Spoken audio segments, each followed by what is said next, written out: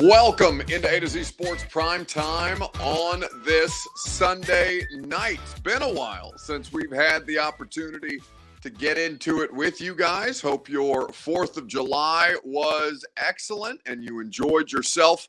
Hopefully you're safe. Hopefully you came back with all your appendages and fingers, digits, and whatnot. But it's good to have you guys back here for another episode of the Primetime Show. Now, there's a lot of good things that the Titans have done this offseason, but one thing in particular that I think is worth breaking down is the draft pick of T'Vondre Sweat, the former Texas Longhorn, the second-round pick that the Titans took in this year's draft, is somebody who is going to have a lot of scrutiny on him. And while I go through all these different things, all these different ins and outs of the red flags that exist and the lack of production until his 5th and final year in college, it does feel like T'Vondre Sweat is somebody who we're going to have to keep a more close watch on, provided that he get out on the practice field in a timely fashion, because of course that has also been an issue for him as well. So we will get into that throughout the course of this evening's show. We will also talk about the Titans draft pick going back at any point in the past couple of years. The Titans draft pick that you thought for sure was going to pan out that ultimately didn't, because there is a couple of apparently there's some audio issues. Let's see if I can't correct that. And make sure that that's all squared away. Sorry, we're working with a little bit of a new setup here this evening, or a different setup. So let me know if the audio is corrected. And if not, I'll just unplug the thing here in the next couple of minutes, and we'll keep it rolling that way. But either way, for the Tennessee Titans, looking at the T'Vondre Sweat draft choice, there are a lot of things that come to light that don't make you feel overwhelmingly positive about the situation. All right, Bert is telling me that I sound crackly, so here's what we're going to do. If that doesn't make a difference, to see if the audio situation isn't fixed. Okay, apparently Karen is having no audio issues on Facebook, but there's enough people saying that they are having audio issues, so hopefully now that is corrected. Bert will let me know if it's probably not going to sound the best this evening, but we're having a little bit of a mic problem tonight, so we'll see if we can't do this thing live. Anyway, we will work through those. Things together. And Big Gus says, "Sound like you're in the bathroom." Well, I'm not in the bathroom. I'm in the office. But we'll make it work tonight, because it has been a little bit finicky the past couple of days. Either way, we're here to talk about T'Vondre Sweat and all the different things that come associated with his drafting by the Tennessee Titans. But first and foremost, we need you guys to share this show on Facebook, YouTube, Twitter, and Twitch, wherever you are spending your time with us. We appreciate you spending your time with us. Make sure you share this broadcast around. And since we're having a bit of audio trouble, we'll go ahead and rattle through this thing in short order. Welcome into A to Z Sports Prime Time from the Zen Sports Studios. I'm your host, Buck Rising. If you're new to the show, and I'm proud as always to be presented to you by the wonderful folks at Zen Sportsbook.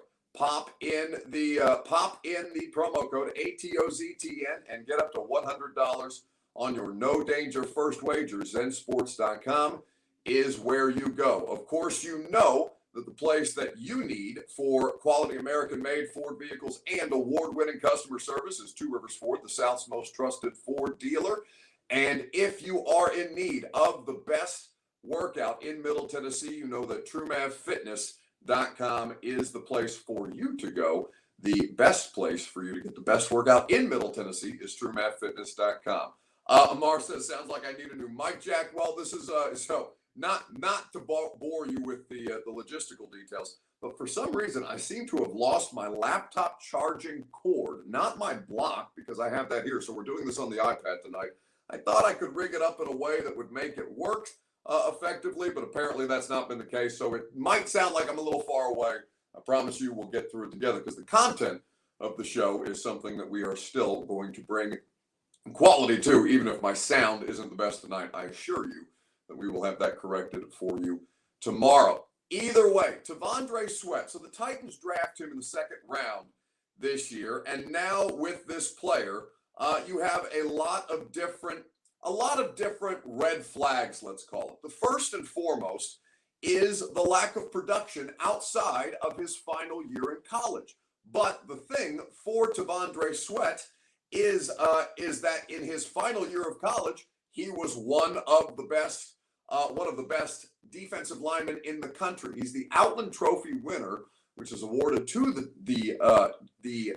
that college football season's best defensive lineman. And for T'Vondre Sweat, there's a couple of different questions about why it took so long for that production to really pop. Much like my audio is popping tonight, T'Vondre Sweat took a little while to be that kind of productive player on a year in and year out basis. Then you have, of course, the DWI situation compounded with the idea that this is a person who, throughout the course of his college career, was pretty upfront with teams about the fact that he enjoyed the college life, that he enjoyed the party a little bit. And certainly if you're a Texas football player, there are partying opportunities available to you. So we're going to work through those things because it does have potential to be a bit of a bust.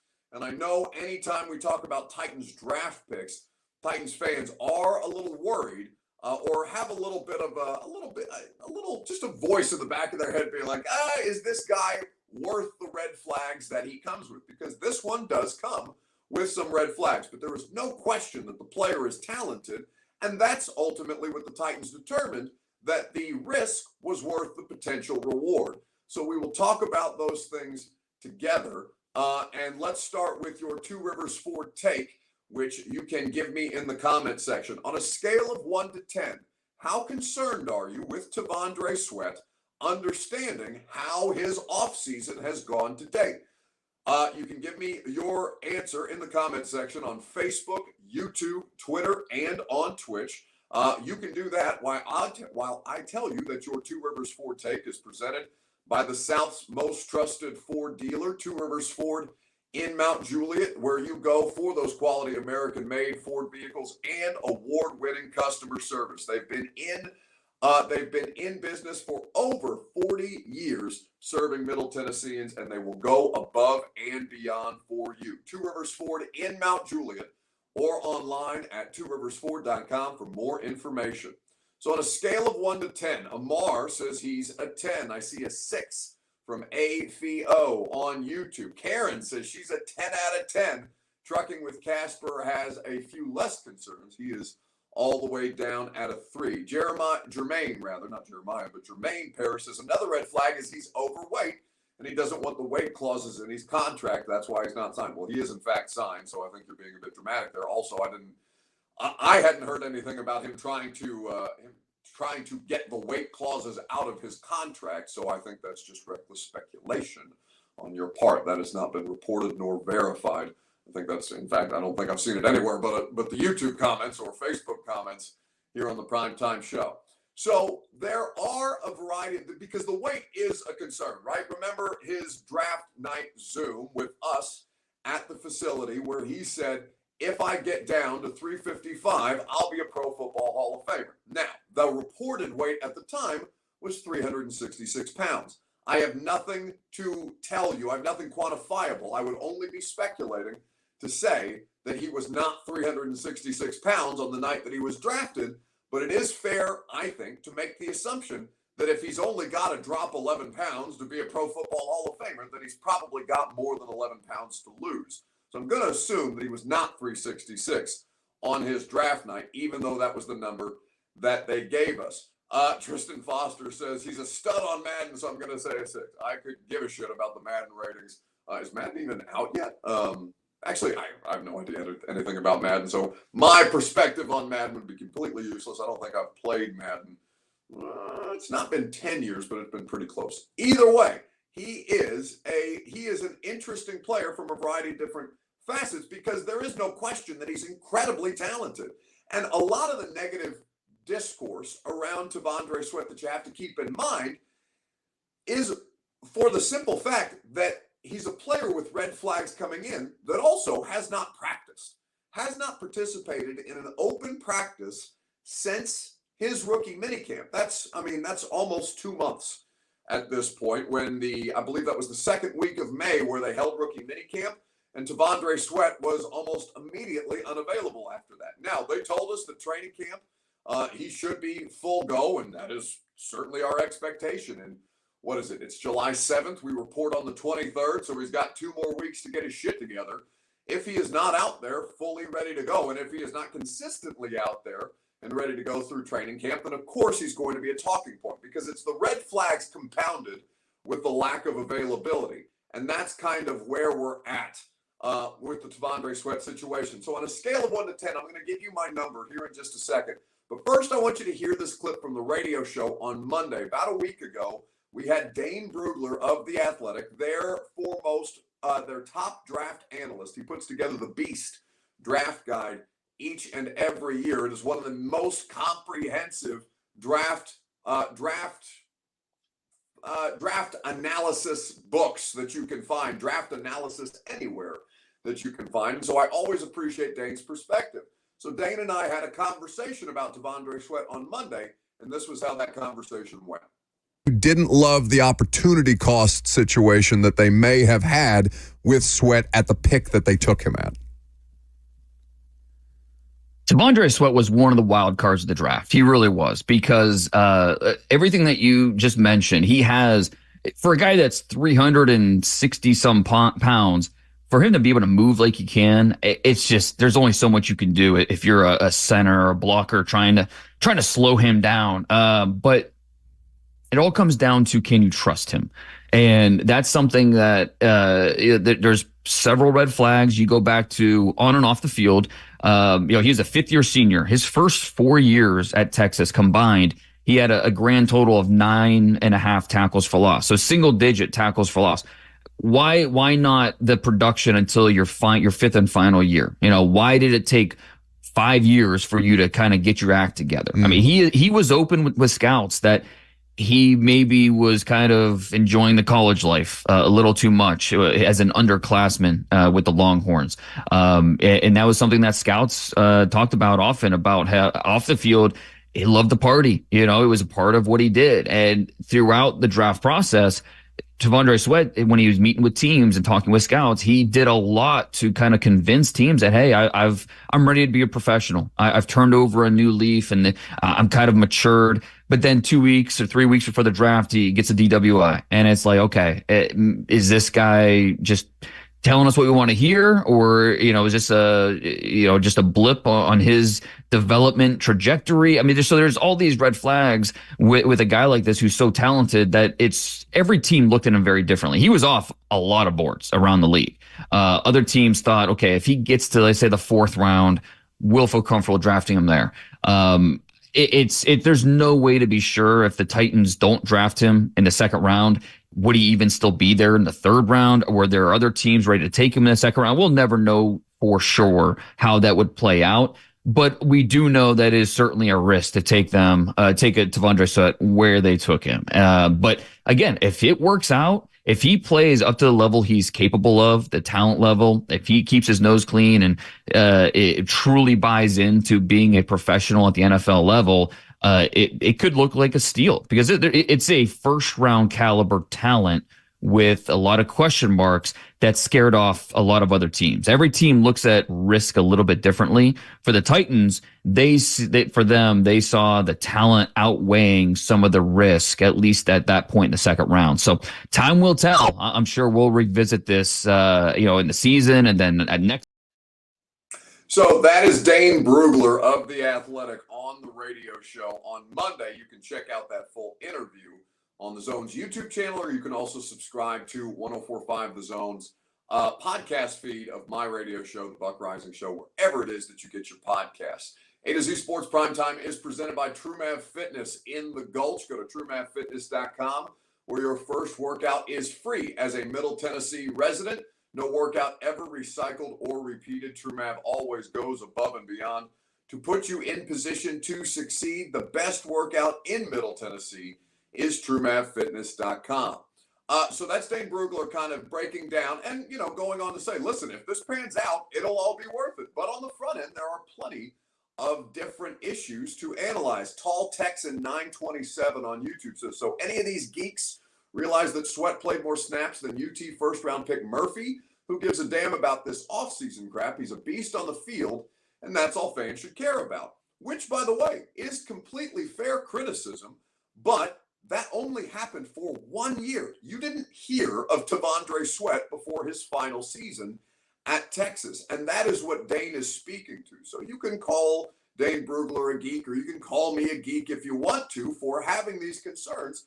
But if there's a player who spends 5 years in college and only has that level of production and snap count in one of those 5 seasons, as Dane just articulated, then I do think it's fair to pose those criticisms, those questions, and say, well, where was it the other years that you were at Texas? They needed good interior defensive line play outside of just the one season. So I think there's a lot of, by the way, you can call, again, the analyst a geek. I'm not talking about me specifically, or you can call me a geek if you want to. You guys can call me whatever you want to. But Dane Brugler talks to all of these teams and is saying many, many teams took T'Vondre Sweat off their draft board for simply the reasons that the production did not match up with the talent that he has, or the production was not there frequently enough based on the talent that we know the player has, combined with the weight,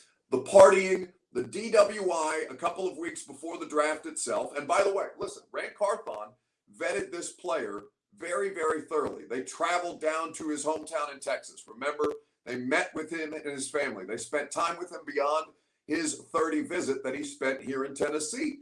And I think a lot of this stuff is fair to monitor, and it does give you all the makings of, oh my God, if this guy busts, all the signs were there. Now, you could say this about a great many players coming through the draft process. You could say this about a great many people, and no matter what your line of work is. And by the way, this person could end up being a model citizen. There were red flags around Jeff Simmons when he was drafted, and not a single solitary human being has a complaint about Jeff Simmons, not just the player, but the person. When was Jeff drafted? In 19? So that would be 5 or 6 years after the fact at this point. So I think the criticisms on the front end are completely fair. Justin Rubini says Jeff Simmons got the same treatment, LOL. Well, no, it's not the same treatment. Jeff's only concern, and it's not a small concern, was that video from his freshman year at Mississippi State where he was seen putting his hands on a woman, trying to break up a fight amongst family members, or trying to defend some of his family members against somebody who was clearly trying to cause them harm, right? And that is not the same person that Jeff Simmons was. It is a very jarring video to see. It's not, I don't associate that person with Jeff Simmons. And everybody can have moments of growth and learning that come from poor circumstances, because all Jeff Simmons has done since then is going above and beyond to prove people wrong. And also Jeff had an ACL tear that February when the Titans drafted him, and it still took him. So I think that there was no one cared about that video. His ACL was torn, says Babin. I'm sorry, you clearly don't remember his draft night. If you go back and watch the ESPN coverage of the Titans pick in 2019, the only thing that they showed was the video of him putting his hands on a woman. So to say that nobody cared about the video is completely misremembering the circumstance. In fact, a lot of you were very, very critical of ESPN and Trey Wingo specifically, who was anchoring the draft coverage that year, because they did run that video into the ground on the night that he was drafted. So the point is, there is a lot of stuff to be concerned about with T'Vondre Sweat, coupled with the fact that he has not been available to practice. If you were to come back, and by the way, there are plenty of people who will bury him if they get the analysis of, oh, this is a risky pick, this may not work out, the Titans may look foolish in a couple of years. Of course they're going to take a victory lap and say, oh, look, I was right in my draft analysis. And if he pans out, I'm sure most people are going to be quiet about it and praise him for the player that he ends up being. But ultimately, a lot of this stuff is really just a coin toss, and you're dealing with a lot of young people who are not fully formed yet as adults, you're banking on them turning into something that you don't yet know what it's going to be. And I think that is the thing that makes the draft in any sport so difficult. Basketball, football, baseball, hockey, whatever the case may be, there is no single proven way to project with 100% certainty the viability of a player or of the person that the player might become. And that, I think, is the thing that catches you up about any draft prospect, but also when they come in with additional red flags, why the criticism is so much louder on the front end. We'll see what T'Vondre Sweat becomes, but it is worth monitoring moving forward as we get less than 2 weeks away from training camp. A to Z Sports Primetime is presented by Zen Sportsbook. Download the app, plug in the promo code ATOZTN. Get up to $100 on your no danger first wager. Betting baseball right now is what they have on offer. Of course, you can bet all your favorite major sports year-round in the Zen Sports app. Terms and conditions do apply. Gambling problem? Call the Tennessee Red Line, 1-800-889-9789. Zensports.com, promo code ATOZTN. So the next question that we are going to ask you guys is, what was a Titans draft pick that you were certain was going to hit that absolutely did not pan out? Let me know in the comment section, and we'll talk about it together because sweat is something that we will have to wait many, many more years to see how this ultimately plays out. But you know how the draft process goes. Not every draft pick is going to hit. Very rarely does every draft pick hit. And more often than not, a lot of these kids are going to wash out at that point. Say what in the comments on YouTube says T'Vondre Sweat equals Tier Tart. Chris Young says Jake Locker. Dennis Sandoval says Kevin Dodd. He was certain that Kevin Dodd was going to pan out. The player that comes to mind for me, Corey Jackson gives a good one. Chance Warmack for MB. I see Ben Troop, the tight end from Tall Texan 927. Bryce Erickson says Dorial Green Beckham was going to be the next best wide receiver. A lot of nominees for DGB. Eddie Gwartney takes a player that did ultimately have a solid career. And Jonnu Smith, by the way, continues to play at a high level. But he does say was Jonnu a third-round pick out of FIU? I want to say he was a third-round pick out of FIU. But the player for me, at least in recent memory, is Marcus Mariota. I thought for sure when Marcus Mariota was drafted and after his rookie season that Marcus was going to go on to be one of the better quarterbacks. I thought that he was more stable, and he is more stable than Jameis Winston. But I thought Marcus's athleticism was going to be the thing to put him over the top. I really liked his abilities as a passer as well. And then the thing that, of course, none of us could predict was his body ultimately failed him. He had the snapped leg in their season finale at Jacksonville with the opportunity to make the playoffs on the line. After he broke his leg, I believe that was his second season, you really started to see things tail off. Then, of course, in Mike Vrabel's first year, he had the nerve injury that caused him to be less accurate of a passer. So you had a situation where he couldn't get his legs quite under him, and his ability to be accurate as a passer without a good base or without a consistent base started to fail, especially when he lost the feeling in his, it was his ring and pinky finger. Remember, he had that weird like half glove that he was wearing to try and get a grip on the ball because he couldn't feel the grip on the ball, and it was a struggle. Now, did they give Marcus Mariota the best chance to succeed? No, I mean, it was not easy going. The best players very rarely go to good situations at the top of the draft order, right? Tampa Bay was not a good team when Jameis Winston was drafted first overall. The Tennessee Titans were not a good team when Marcus Mariota was taken second.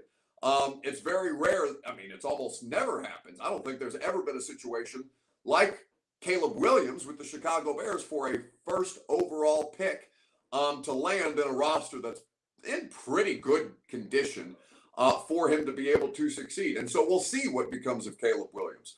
But Marcus Mariota was a player, certainly, that I thought was going to pan out. And it very quickly spiraled. I know he continues to get jobs to his credit. So he continues to have an NFL career. He's most recently signed with Washington. But Marcus was the one that really really went south faster than I anticipated, and all the reasons were there, right? It never developed into what I thought it was going to be when the Titans took him second overall in the 2015 draft. Let's wrap things up with a Sunday fun day in the comment section. What was the best thing that you saw from the long weekend on Facebook, YouTube, Twitter, and Twitch? We'll get into it together right after I remind you that the Primetime program is made possible by the Ashton Real Estate Group of RE/MAX Advantage. GaryAshton.com is where you go for your dream address without the stress. The Intel Edge is what you need to succeed. Go to GaryAshton.com for more information. So the best thing that I saw over the long weekend was Dalton Connect in the Summer League. He's been having an excellent performance so far. I've also seen Khalil Ware, my Indiana Hoosier, performing well in the Summer League for the Miami Heat. But Dalton Connect, who was taken in the teens in this NBA draft, slid much further than anybody expected to, and ended up landing with the Los Angeles Lakers. Has had a pretty good start to his very, very young NBA career to date. This year in the NBA, played with both Milwaukee and Charlotte. Connect! Flying down the lane and finishing at the summit. So that is Dalton Connect throwing it down in the Summer League. There's all manner of Dalton Connect highlights out there. I think the fit with him and Anthony Davis and LeBron James, I don't know if Bronny's going to actually play, though I did see LeBron opted in to take a $3 million pay cut to give the Lakers a little more cap flexibility. I am interested, very interested to see how Dalton Connect's NBA career goes. I think that he's a shooter, right? That's exactly what the Lakers need. And to see him balling out in Summer League, I know is going to get Vols fans excited. So that's going to do it for us tonight. I apologize for the audio issues. I know you guys had to bear through it. I appreciate you all showing up the way that you always do. We will have the situation rectified for you tomorrow. Radio show from 10 to 1 on 104.5 The Zone. We would be happy to have you. We will also be talking in a little more detail about the Sweat situation. We're also expected to have Chris Johnson, CJ2K, on the radio show this week. I don't know it's going to be Monday, but I'll follow up with you guys tomorrow or on Tuesday to give you more perspective or more insight on when CJ is going to join the radio show. So we'll look forward to that. Have a great rest of your evening, and I will talk to you tomorrow night on Primetime, if not at 10 a.m. on 104.5 The Zone. See you guys.